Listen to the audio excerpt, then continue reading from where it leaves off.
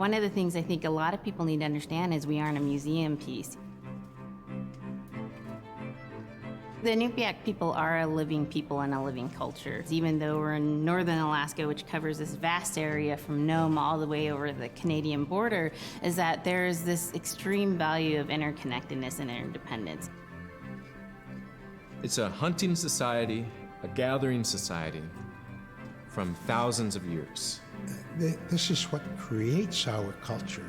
That special relationship between humans and the natural world and the animals, and that it teaches you how to have a society that doesn't do too much harm to the world. Love and respect for nature, for one another, for our elders. Very, very fundamental value, key to life. Our values are something that bind us all. The importance of sharing with one another, the importance of spirituality, and the connection to the land, our traditions, how we hunt, sharing of stories and songs and dances. I'm Inupiaq. I'm from the Arctic Ocean. I am Inupiaq.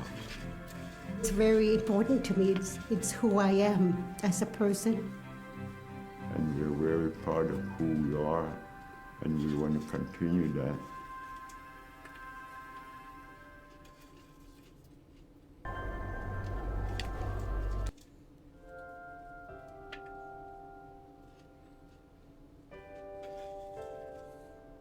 It'd be busy, busy, busy all through the day.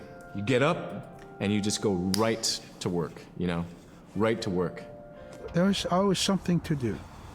There's never any idle time. The only idle time we had was after we eat and before we go to bed. One of the older people would be relaxing, laying down there and saying, it'd be really nice to hear a story. And then just organically, someone would just start telling the story.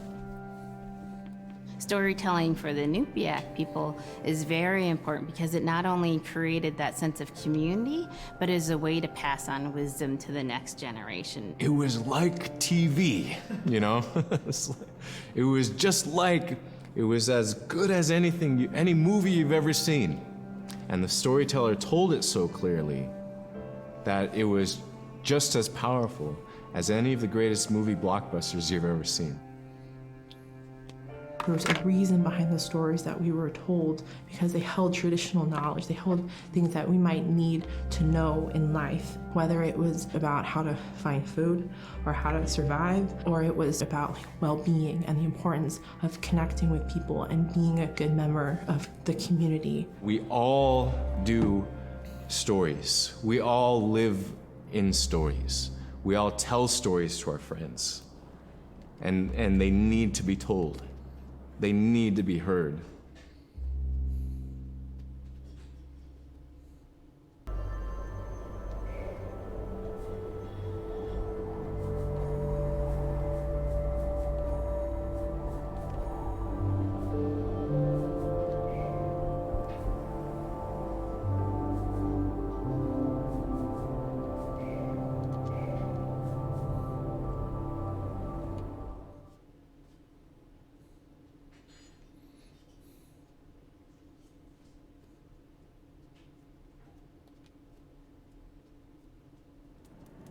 Unip kako te aksik pen. Dala ka nila nasuk unip kak to kawira kama. Nibe akse akarwalu ko inyo ni akanaksok ang ayukaga menye. Sumitemma. Nibe akse akarwalu kamu ni alato neksak. Asi surakal lablo ne supayanik.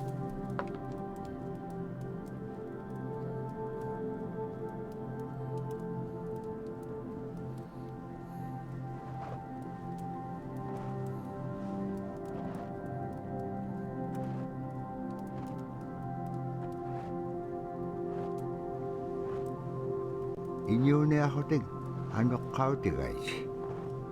Ano huling ay laksok. Ano huling ay lak pasyon eh. Kisima panirnialeaqsivut. Nibiaqsiaqalualuk Kisima isummertoq.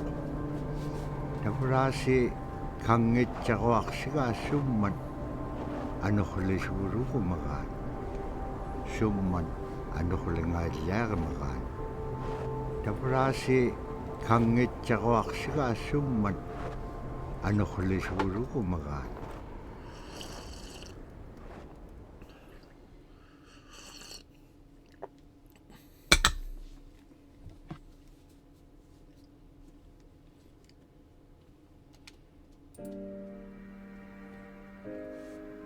So scrimshaw is this really beautiful method of art that's done either on baleen or ivory, and traditionally it was used to tell stories.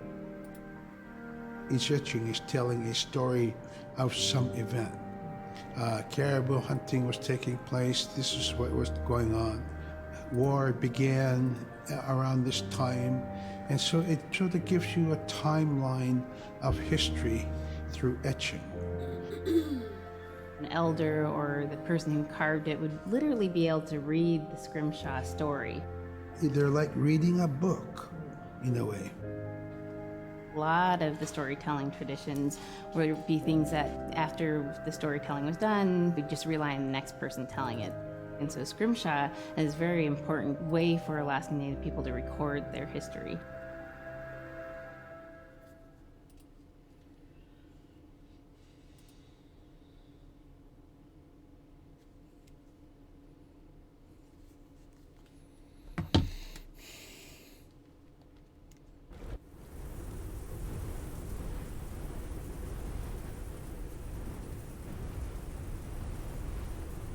Anuqliqpaillugi suniuraqanaitsoqunni.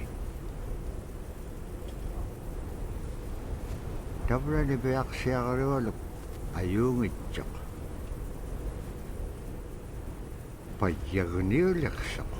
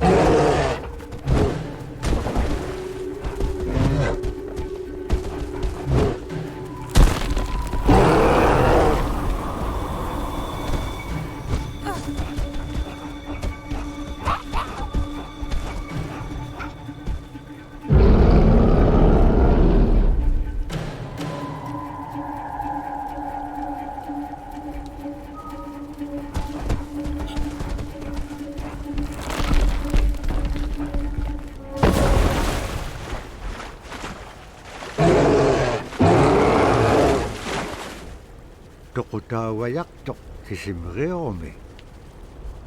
Arraannapqangapiaqtoq.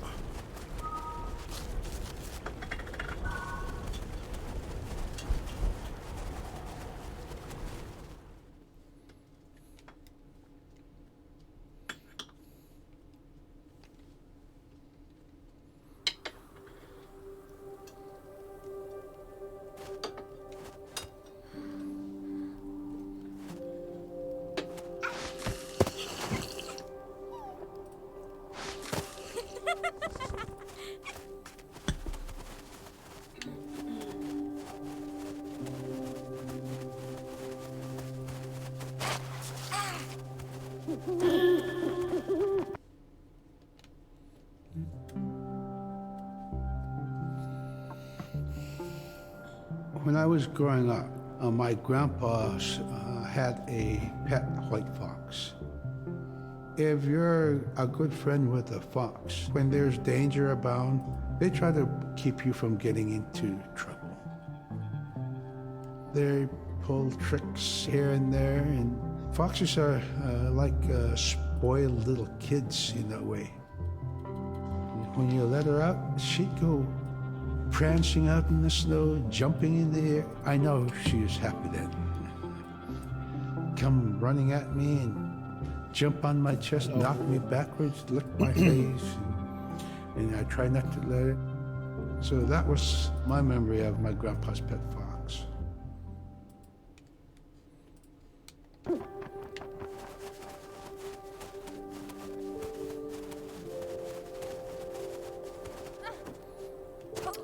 I mean, this is a game.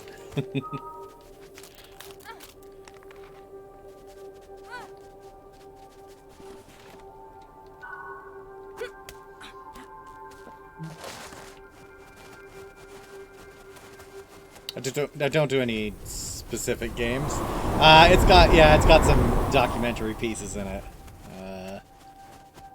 As far as I can tell, I literally just bought this game on a whim.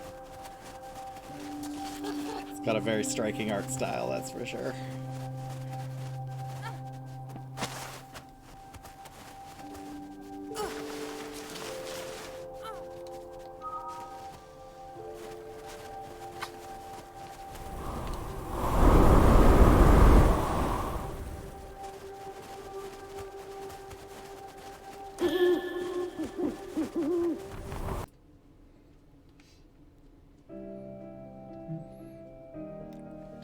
It feels like being at a museum while I play a video game.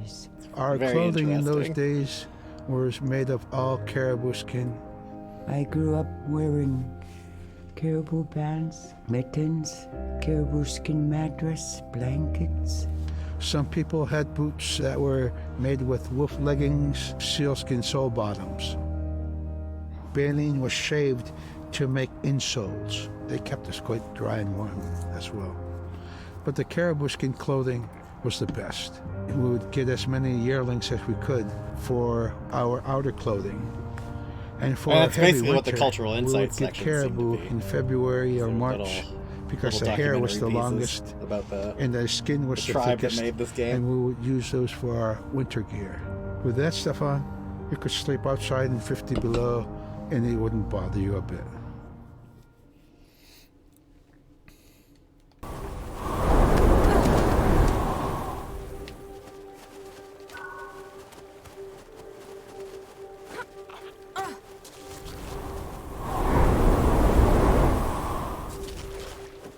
Niviaksiagaroluk, kangersingarok. Supayat ikayok takakanibluwit. I've been streaming a lot this week because I've been Allawlunitam sick with some back problems, but Sivunaksip kangara, niviaksiagaroluk. I usually try and stream once a week, at least. If you look at my archives, you can kind of see the stuff I usually do. This is a little bit unusual for me. Oh, oh no! Oh no! Oh god! Oh, that's unpleasant. Niviaksiagaroluk, kangersingarok. Supayat ikayok takakanibluwit. Allawlunitam natariganyak. Sivunaksip kangara, niviaksiagaroluk. Kanudun pekpaganak tilangit tamatkwa, ikayok tauruat. Niviaksiagaroluk, kangersingarok. Supayat ikayok takakanibluwit. Allawlunitam natariganyak. Sivunaksip kangara, niviaksiagaroluk. Kanudun pekpaganak tilangit tamatkwa, ikayok tauruat.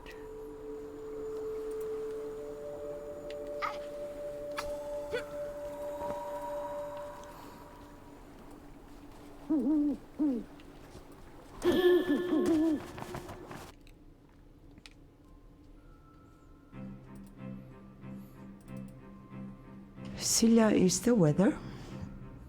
It also means the atmosphere. Here's the nuna, or the land. And it's anything from the land into the moon, the sun, the stars. That's Silla. It's a very spiritual, and we have a relationship with Sila. Sila has a soul in the same way we do as people, in the same way animals do. I think spirit helpers in and of themselves are really about how we're connected with things. And so it may be that there's a spirit helper that shows themselves as a bird to show you the way home, or it may be a spirit helper that actually decides to show themselves with the face and body of a man instead of their animal form. And so I think one of the things that's hard to understand is that it's not one way of seeing things, it's one way of knowing you're connected to everything. We've always had that spirituality of everything around us. It's the interaction you have with the air you breathe, the ocean that you gather resources from, the rivers from which you gather fish, the tundra from which you pick berries, the animals that give themselves. It's all of that.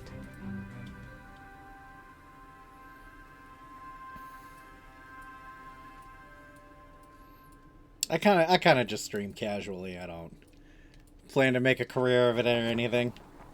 Just find games I think are cool and I show them off. Or I goof around with my girlfriend.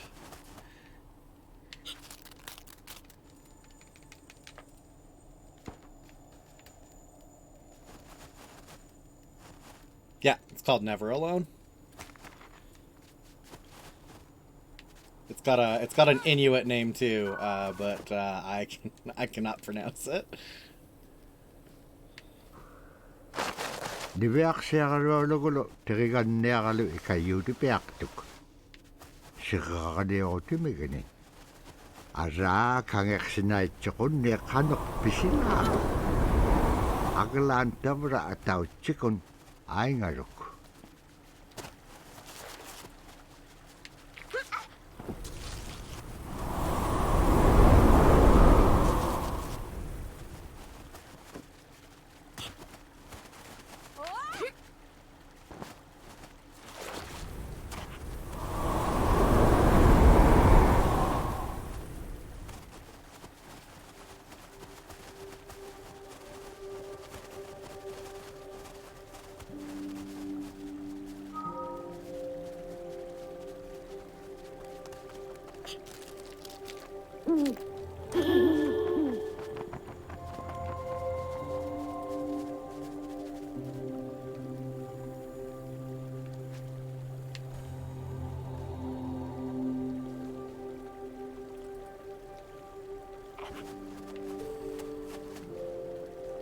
This reminds me of Limbo.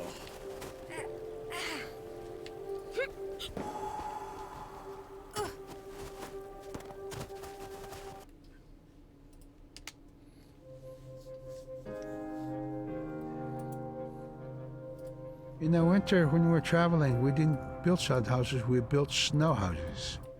In Canada, they call them igloo, but here in Alaska, we call them apuyak. We'd do a day of travel, and then we'd make a apuyak. Is your community next like day, my father would set traps. A forum or a Spend Discord? the day there, rest the dogs, give them something to eat, and then the following day, we continue to the next place.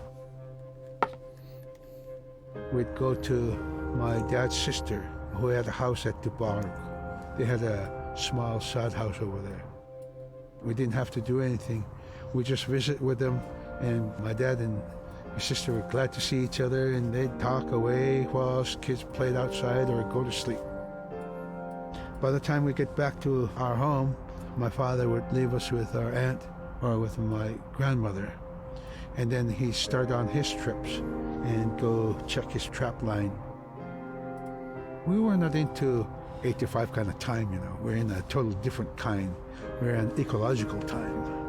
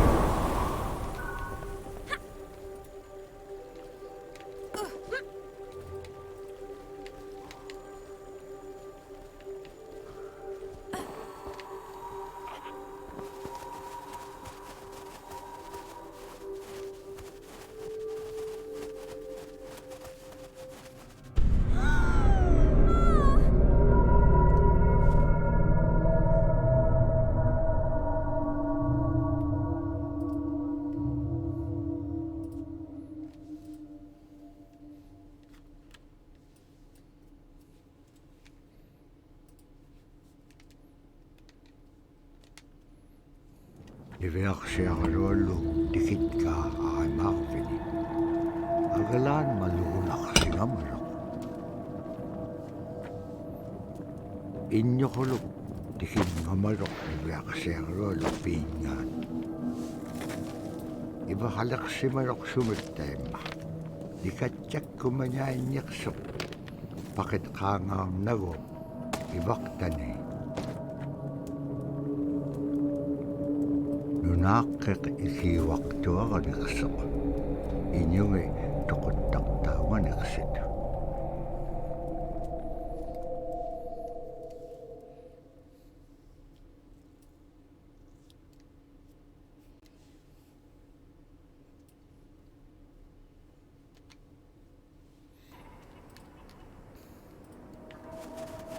Niveaksiarolu peringit ka tautuktani. Tautukunak tuak sunapayak sa kuminganiksok. Niveaksiarolu iyuniakatingi bisaulaganiksik. Kano po niya? Ano ko lakpalkinyam dahil na kuminyait ka? Tama nga ikumawak tuamin. Kakarakpam inyo niptaktok. Sumalagula kami ni Beaksiarulu pichingani. Agalan kakarak palkinyat sa gabing aitsik. Imenyawrat sa gabing sa mga nunamin. Pagkakahuting nunakamin.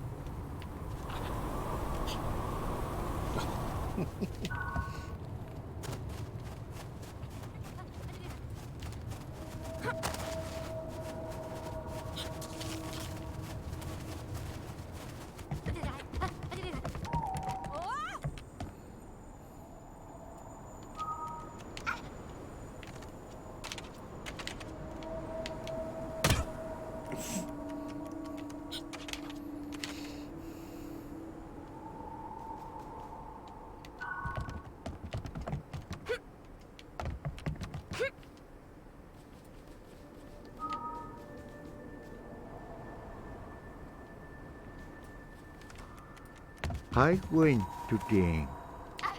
Ukalagtok inyo gungalo ako upik.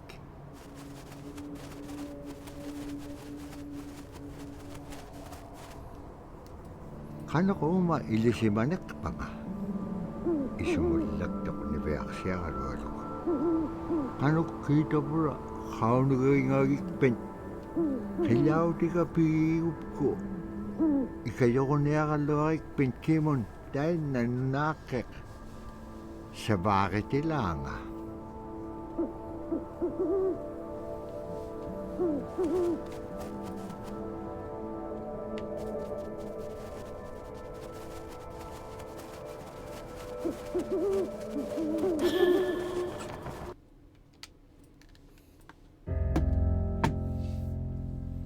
Drum is something that's common to all cultures in Alaska. All cultures have a drum that may have some stylistic differences or differences in the materials that it's made, but it's still in recognition of life and vitality. And the drum mirrors the heartbeat. And when you continue drumming soon, it will be in line with your heartbeat, because that's what it's supposed to be, the heartbeat of the community, and it symbolizes vitality. And it's the most tremendous feeling to be in a room and to have one long row of all the drummers and to have that feeling of unity, everyone beating in harmony, the drum beat in unison. It's the most beautiful feeling. And to know that you're connected, you're on the land that you are connected to. And even if you grew up outside of the community, that which is in you comes from this area. And it's the greatest feeling. Yang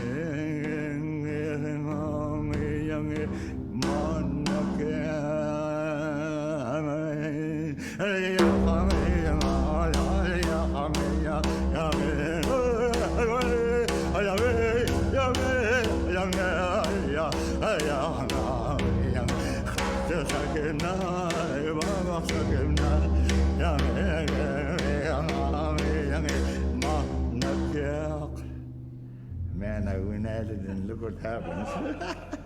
Oh.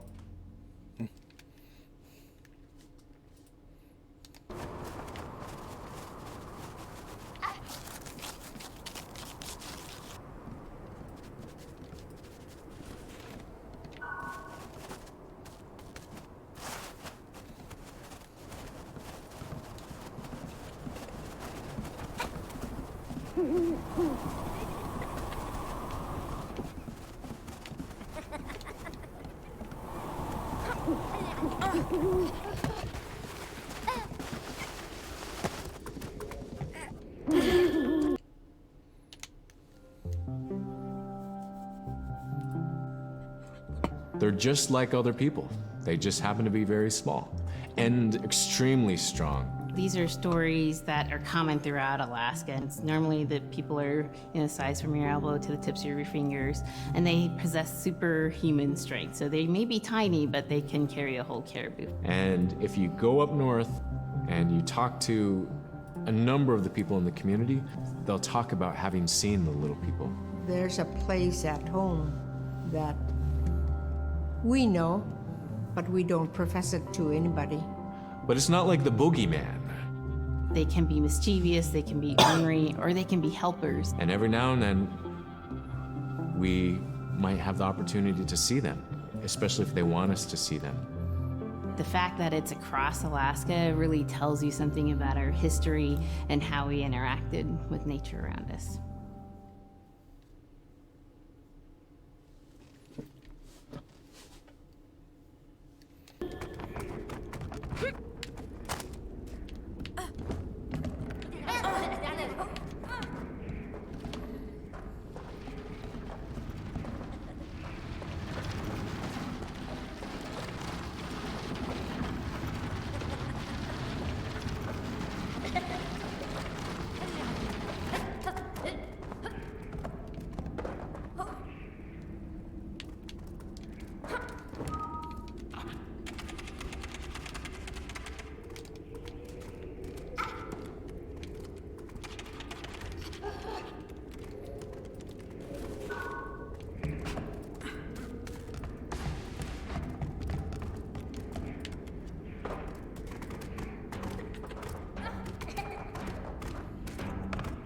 Kaya rarak tuat ibyak siya karolo bukak.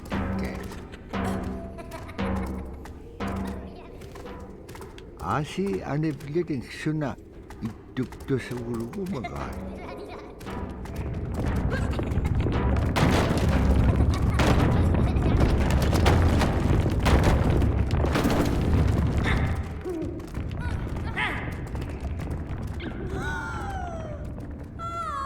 Oh.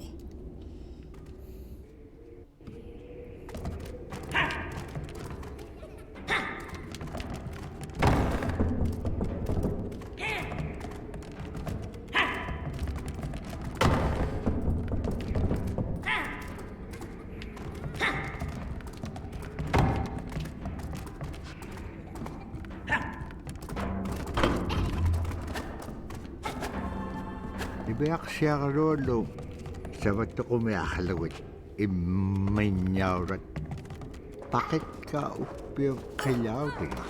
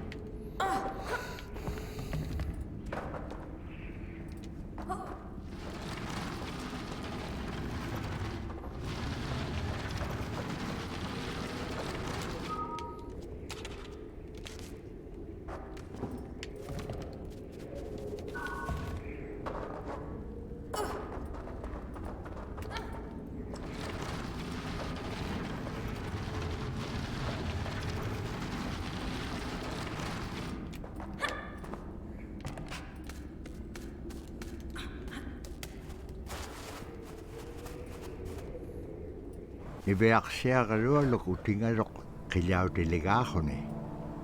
Upik kopea chapalugalok. Asi tabura pivi tagaliu di pia langaga. Iveaksiagalua luk. Tain nahone ay chudi hirakangalok. Upik ukallaktok. Uvaw na kao nagingagiga. Iliginun pikit kovlugo.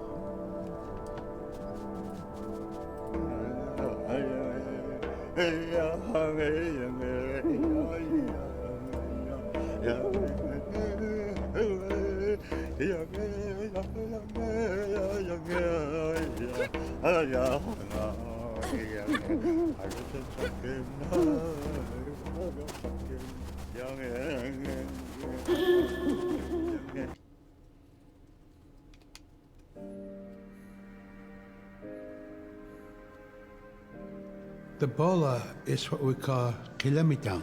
And the kilamitang is made out of braided sinew tied out to some heavy bone which you could twirl. In my case, we're catching ducks. When we're out whaling, sometimes the ducks start flying. And they're good for duck hunting. You know, if you're a whaling crew, you can't make too much noise. So you can't use a shotgun for getting some duck soup handy, you know? So bolo was a really handy weapon to use for catching ducks. You know, the ducks fly in, you throw it up and tangles up the bird, and down they go.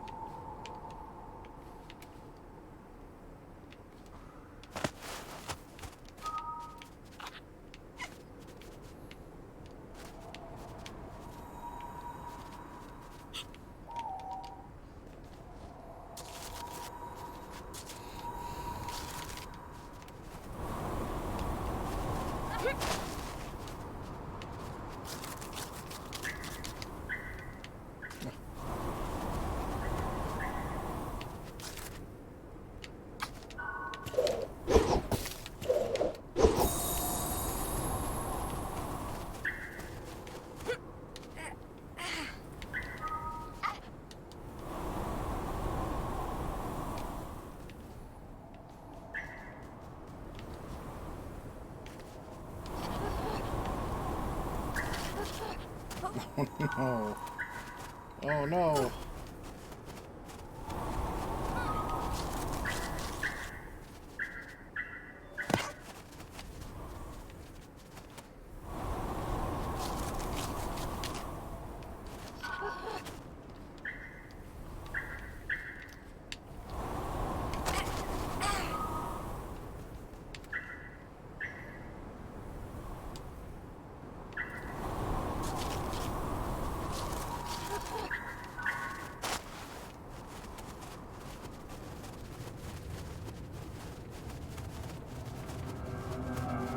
Sillä taane lunaakkingata injohulukkasuak.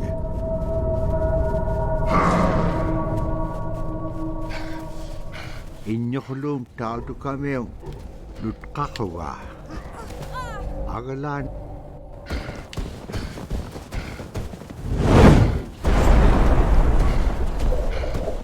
Sinnalif saapiak tautukameu kilometer.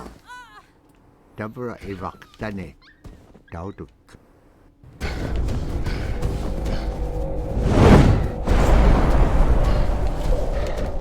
Sinnalif saapiak tautukameu kilometer. Tabra ivaktane tautuk.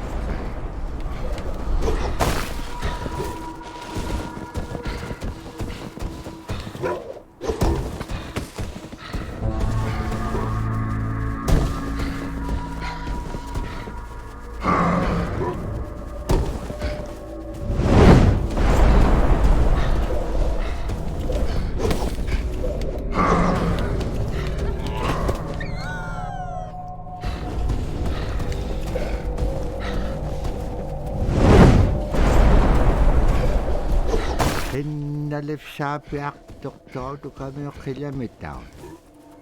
Tabra ivaktane tautuk.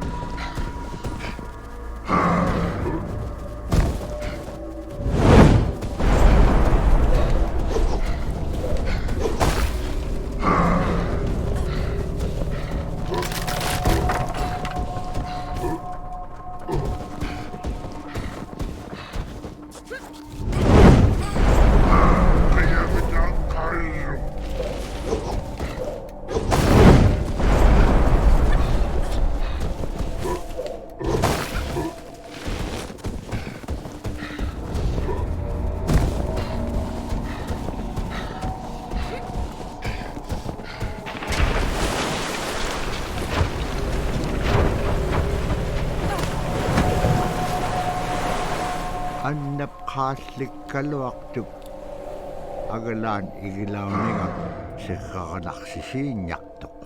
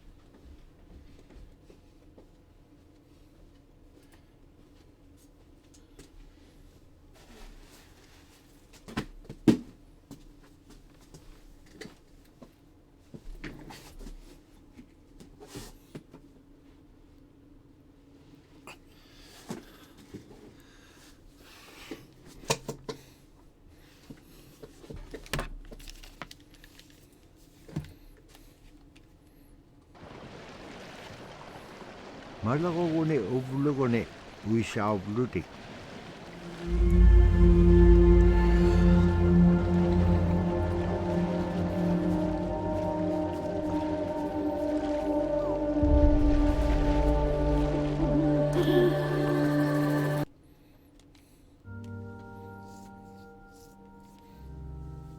The scaredest I've ever been, I was 12 years old. We floated out on a piece of ice while we were duck hunting. It was a bluebird day, just clear blue skies. And there was 3 of us, myself, my brother, and my dad. Next thing you know, we see this dark shadow on the ice. We look and it goes behind us. So we all jumped up, startled, and my dad, he started running. We got back to the ridge there. The ice had fractured, cracked, and broke off, and we were floating away. We were drifting. It was close enough to where my dad would have made it. He stopped and he thought about throwing us across, and if one of us was on the other side, we would be split up. So he stopped, and he just so happened to have a cell phone on him. 911 didn't pick up. That's the worst feeling in the world right there. 911 did not pick up. So he left a message because they record their calls. Once he had relayed that information, his cell phone died. That was the scariest moment I've ever had in my life. We were floating away and I thought we were left for dead. He kept calm during this situation. He's bringing out everything positive in this case. You know, I'm crying, my brother's freaking out. It went from clear blue to dense fog. Within a couple hours, we heard the chopper flying around, so they must have gotten our message. We thought we were saved, and then the chopper sound went away. So we lit some of the sled on fire. It's plastic. We thought black smoke in the fog would create some kind of marker. Chopper pilot had mentioned when we got rescued, you could see a glow in the fog, and he slowed down there, and sure enough, as soon as he slowed down, we got within visual. That was definitely the scariest moment of my life, was floating away and not knowing what the outcome was going to be.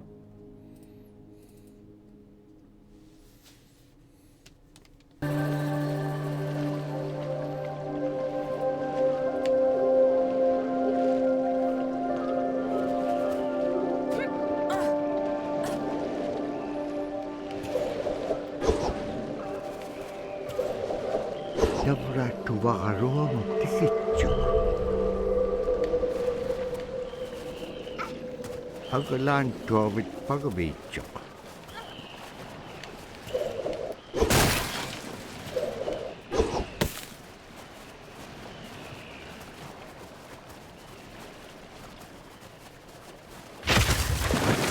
Siku nalunak tok hanok igilaganiak tilanga.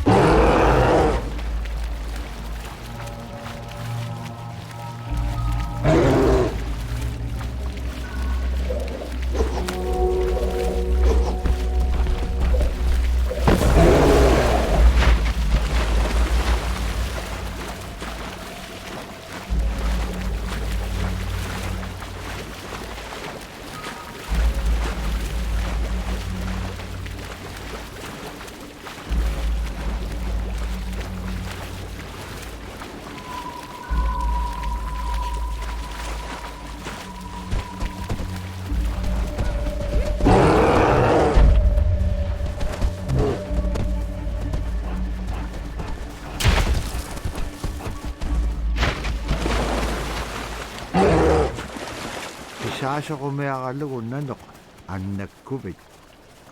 Pinatitaka bicho. Kakame nanok dikat jalay chok.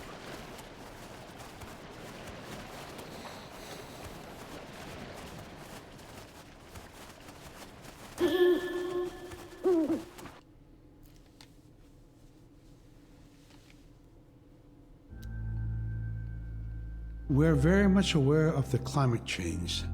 And it's been for many years, even before climatologists were noticing the change, Inuit were already saying, Sila alangokto. Our climate is changing. If the heat is going the way it is right now, for us it's going to be pretty bad. Different birds are coming, and they're coming earlier, and sometimes rain is more than what we want, because when there's more rain, we know it's going to melt the permafrost. In my time as a young whaler, when I was 9 years old, we're hunting from ice that was about 25 feet thick. And there was giant icebergs already floating, coming by. That was the first signs of a changing climate. Ice that never broke before was now moving. Now, here it is 50 years later, we're hunting whale from ice that's 18 inches thick. There's no more thick ice. It's creating a malfunction in our whaling season is what it is. Actually, more than that, all seasons in general. I think we are more scientists than more people will realize. We have more knowledge of those things than people will ever know.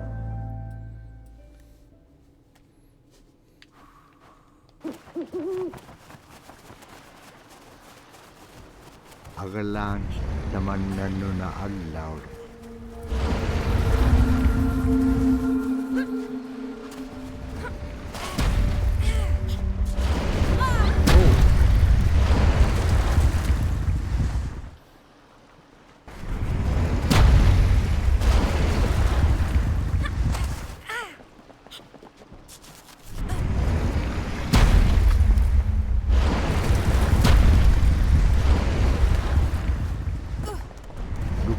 Lanit sa kanubaya.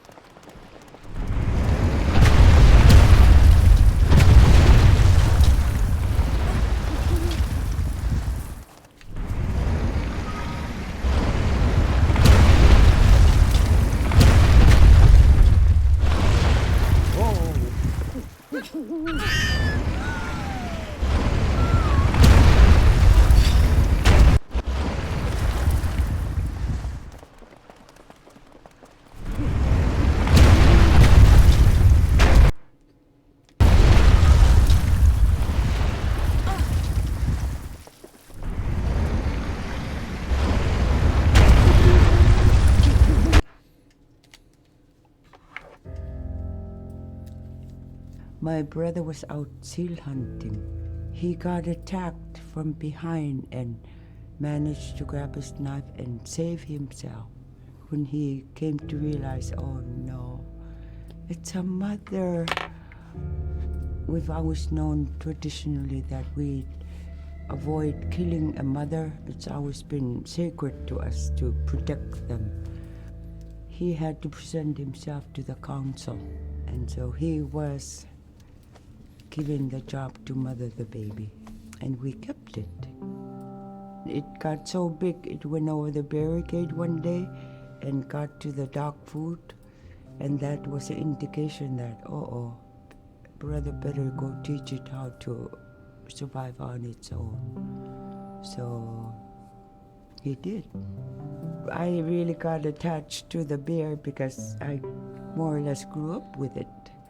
And some days when brother took him walking, once in a great while he'd put me on the bear and I would ride on it like a horse.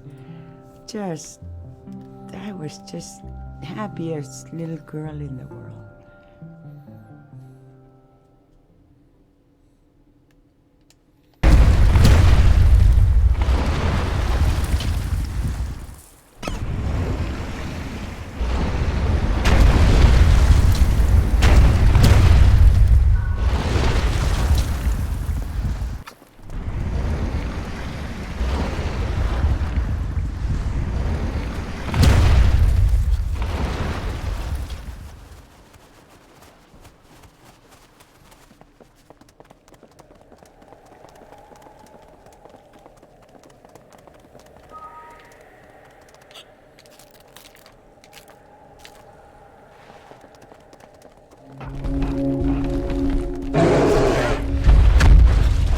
Tapkuak tikisyakkak nannupsit ranga. Asi piyumagilipik syuakai tikisyakto.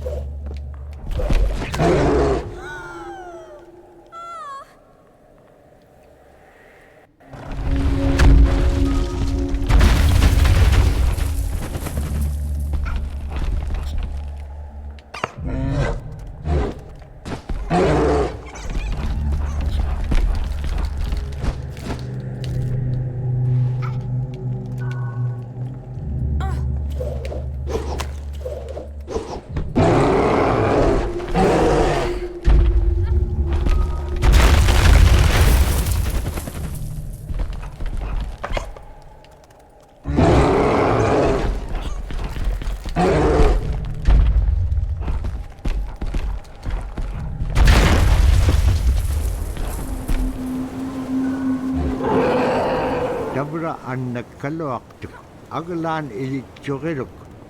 Ano kapayak kailangan nun ng atimigini.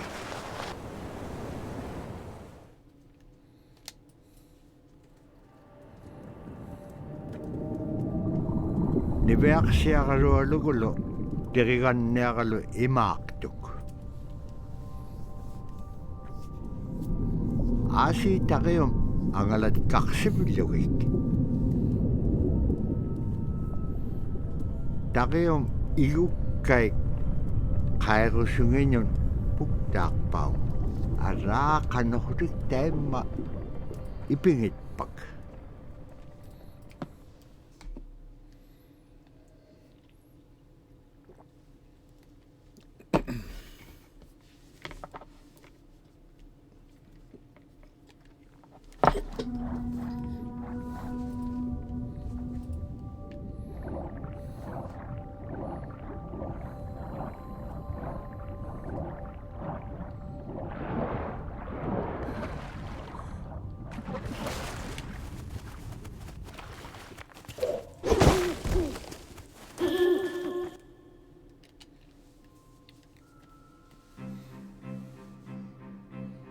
In, Arctic Alaska, hunting is a really important part of life. It's not just about going and shooting something, it's about going and putting food on the table. But more importantly, subsistence hunting isn't just about the insular family unit, it's about feeding the whole community. And I think that's one of the beautiful things about subsistence hunting in Alaska is that people go out and they'll go get, fish, or they'll get a caribou, and they'll get, seals and whales. And one of the first things they'll do is they'll say, oh, I need to take this to the elders. This isn't just about one individual surviving or one family surviving, it's about the whole community. We didn't just go out and kill and put in a freezer. It's like a ritual that I learned from my parents. It's all about relationship. I don't know. I think there's a lot of camaraderie involved, and just being out on the land or being out on the ocean. It's like getting back in tune. I'd rather be out there. To me, once I go out there, it's the world that I learn from.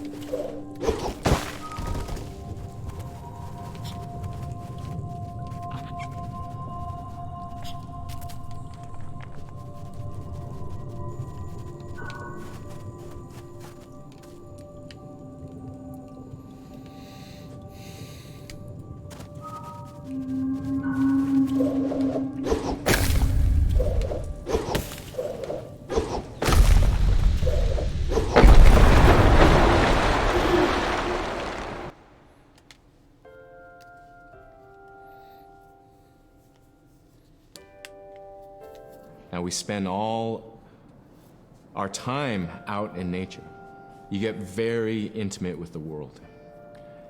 And over time, if you're living that life, you start to sense that everything has a spirit. There's a consciousness in everything. Everything is alive. If everything is alive, then we want to respect it. And if we're going to use it, we want to use it respectfully. What I try to tell my nephews and nieces, you know, you love to hunt, you have to take care of the animals that you catch, preparing the food and eating the food that you catch.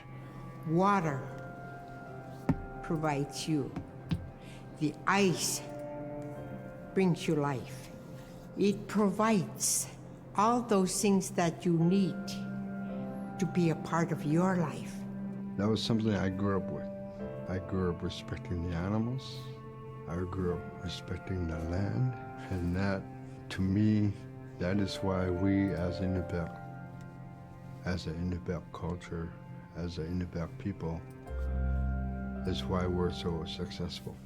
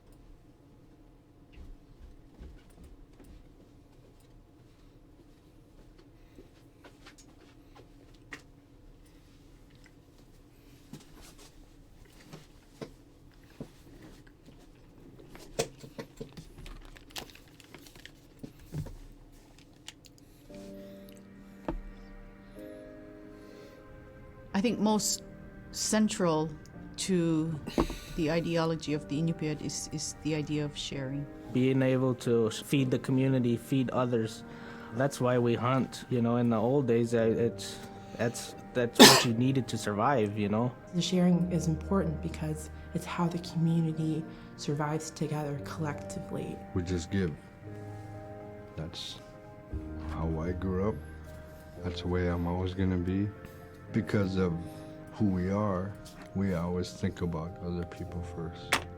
If our people didn't share in the old days, we wouldn't have survived in this harsh, climate, environment.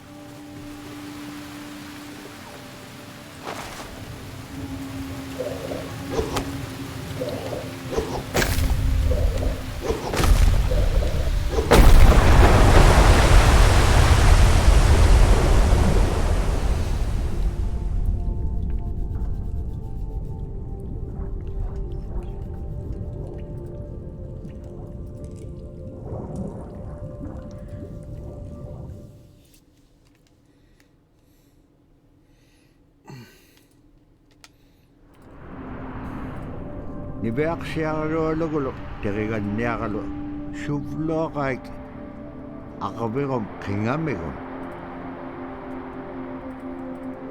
Shuvlokaik akabigom silyamon, ilakataktuag silyamon.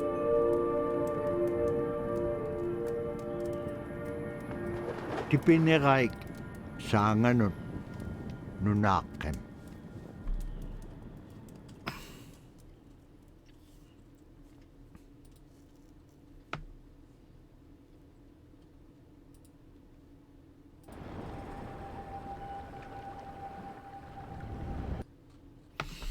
Okay.